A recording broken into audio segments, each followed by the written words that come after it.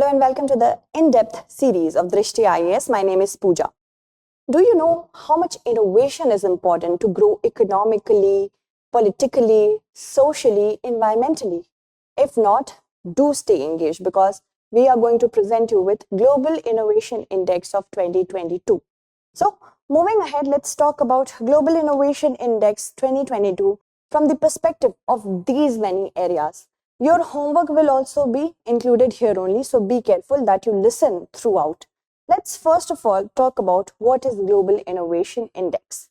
This is basically a project in order to guide many countries in order to understand what is their level when it comes to innovation. It has several parameters on which it gauges the performance of countries and understand it from the perspective of global phenomenon. It was launched by Soumitra Datta, who was the Dean of said Business School at Oxford University in the year 2007. WIPO's collaboration came only in the year 2007. WIPO's collaboration came only in the year 2011. WIPO is the World Intellectual Property Organization, and this is your homework to read about it. Write 5 to 6 points about it in your current affairs notebook so that you can revise it later on.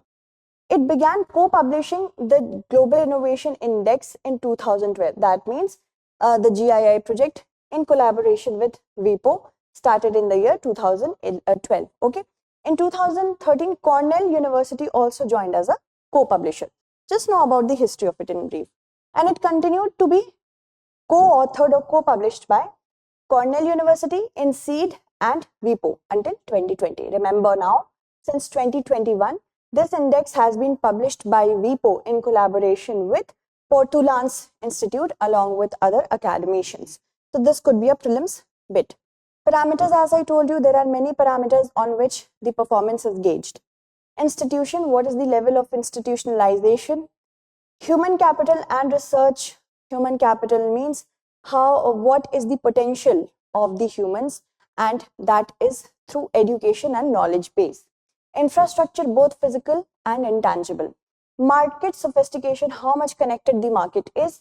Business sophistication, ease of doing business. Knowledge and technology outputs and create outputs. These are the many parameters. Moving ahead, let's talk about Global Innovation Index of 2022. This year, the theme is what is the future of innovation-driven growth. This could be a prelims fact. Remember it. Moving ahead to know about the economies which have performed well. First of all, let us know that India is at the 40th position. All right. And let's look at the first 10. Switzerland has topped the index once again, 12th time in a row. Comes United States at second position, then Sweden, United Kingdom, Netherlands, Republic of Korea, Singapore, Germany, Finland, Denmark. China is at 11th position. Apart from that, France, Japan, and Canada is at 15th position. We will know more about this, but remember the top 10 and India is at 40th position. Moving ahead, as we see, top 3 innovation economies by region. So in region, let us look at the region-wise distribution. In Latin America and the Caribbean, Chile leads, then comes Brazil, and then comes Mexico. In Northern America, we only have 2 big economies, United States and Canada. Sub-Saharan Africa, we have South Africa, Botswana, and Kenya. Then comes Europe, Switzerland, Sweden, and after that, United Kingdom. This is region-wise. Remember the region-wise as well. Northern Africa and Western Asia, Israel, UAE, and Turkey. Then Central and Southern Asia, here is our India. Then Iran, and then Uzbekistan. This category is very important. Apart from that, if we talk about Southeast Asia, East Asia and Oceania, Republic of Korea, then comes Singapore and China. Moving ahead, if we talk about by income group, what is the comparison by income group? High income, Switzerland is first, then US, and then Sweden. Upper middle income, China stands first, then Bulgaria and Malaysia. Our India is in lower middle income, in which it has performed.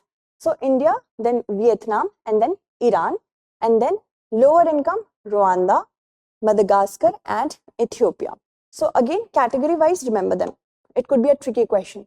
Here, if we talk about performance above expectation for level of development, India is one of them. In the, of course, lower middle income group, India stands first. In the upper middle income group, China stands first. And high income group, Switzerland is there. Low income group, Rwanda stands first. Again, prelims fact. Moving ahead, let us talk about the positive effects of two novel innovation that has been highlighted in the report. Is first, digital age innovation wave, which has been carried by artificial intelligence, supercomputing. The performance has been great for digital arena in many economies. Deep science innovation wave built on breakthrough in nanoscience, biotechnology. Again, these two waves has brought prosperity according to the report. Now let's talk about certain important highlights. Scientific articles published globally surpassed 2 million mark for the first time in 2021 according to the report, and investment in global research and development in 2020 grew at the rate of 3.3%. It has slowed down from the historical high of 6.1% in 2019. So remember all these. Moving ahead, if we talk about government budget allocation for research and development, it showed strong growth in 2020, maybe because of the vaccines. Apart from that, there has been a growing government budget allocation in the Republic of Korea and Germany, but there has been a cut in Japan and United States. Corporate research and development spenders increased in research and development, and that is more than 11% in 2020 and by almost 10% to over USD 900 billion in 2021. So corporate sector is playing a major role. That means government should also play it. Increase has been registered in information communication technology hardware, digital arena, and electrical equipment, software and ICT. Here India has also performed great. Pharmaceutical and biotechnology because of COVID-19 pandemic, construction and industrial metals. Also, other important points that intellectual property filing activity grew globally during the pandemic in 2020 and 2021 too. Because of course, for patenting the vaccines and drugs, this register of growth has been done. The biggest boom came in venture capitalism, and the deals for venture capitalism grew by 46% in 2021, recording levels comparable to the internet boom years in the late 1990s. So we can see this as well. Moving ahead, let us talk about technology adoption, which is progressing, and that is particularly for electrical vehicles. That means to fulfill the promise of Paris Agreement to curb greenhouse emissions, this has been done. Today, productivity growth is at its lowest ever, but growth is not matching. Moving ahead, let us talk about Switzerland. Switzerland for the 12th year in a row ranks first in GII 2020 point. China moves up to 11th place. It overtook France. It firmly remains the only middle income economy within the GII top 30. Apart from that, Canada is back among the top 15th global innovators. It is on the 15th spot. Also, in Southeast Asia, East Asia and Oceania, it is the only region which closes the gap on Northern America and Europe. 2 SEAO countries are among the top 10, in which we have Republic of Korea and Singapore. Turkey and India, these two entered the top 40 for the first time. So remember these two countries. Moving ahead, now Indonesia is at its 75th position, on the 75th position, and it is showing promising innovation growth. Chile is the only Latin American country in the top 50. It leads the Latin America and the Caribbean region. So all these pointers are important from the perspective of your examination. China now has the same amount of global top ST cluster, science and technology cluster, as the US. The top 100 cluster, science and technology, are concentrated in 3 regions, namely of course Europe and Asia and Northern America, and China and the US are the 2 countries in which it is totally concentrated in.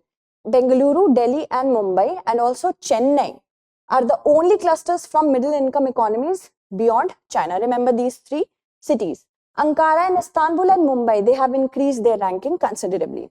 Okay, moving ahead to the next points. Now, if we talk about India specific highlights, it is the innovation leader in the lower middle income group countries that I've already told you. It continues to lead in the world ICT service export, and it jumped it had a huge jump to 40th position if we compare it from 2015 when it was 81, and now in 2020 it is at 40. And the top rankings come in the field of venture capital, receipt value, finance for startups and scale-ups, graduates for science and engineering, labor productivity is growing, and also domestic industry is diversifying. So India is providing a lot more platform because this is totally data based. Whenever there is a need for me to make you understand something, I will tell you about it. But here it's totally database. So remember the datas. Not much to make you understand over here, but yes, when it comes to challenges, then I will come. So Digital India, as it was launched in 2015, it had a goal to make India a $1 trillion digital economy in the next few years. This has helped a lot. So as you can see, the current situation is that if you go to the rural areas as well, there might be only a few mobiles in the hands, but it is something that was not possible few years ago. Apart from that, the corona pandemic, it actually propelled the economy to adopt and adapt to the new technologies at a faster rate. And unified payment interface, as you can see, almost every shop that I see has a QR code. So this is the power of digital economy. 40% of the global real-time digital transactions has happened in India in 2021. National education policy has enlightened the spirit of taking risk in the education sector, not risk, but you can say it's a shift from what we have studied in our entire time and now what the new generation is studying. And Atal Tinkering Labs provides a cluster of 9,000 labs to develop solutions to society's problem. It encourages the youth in the different schools to adopt to new technologies, innovate new technologies. Structural reforms have been done in intellectual property rights by modernizing of IPC offices, reducing the legal clusters, you can say bottlenecks. Apart from that, also facilitating IP filing for startups, women entrepreneurs, and small industry. Now, domestic filing of patents have been registering a 46% growth in the last 5 years. These data could be written in your mains examination. Gati Shakti program and also the National Logistic Policy of 2022 will definitely make India grow faster at this index in the coming times. Moving ahead, let's talk about the challenges.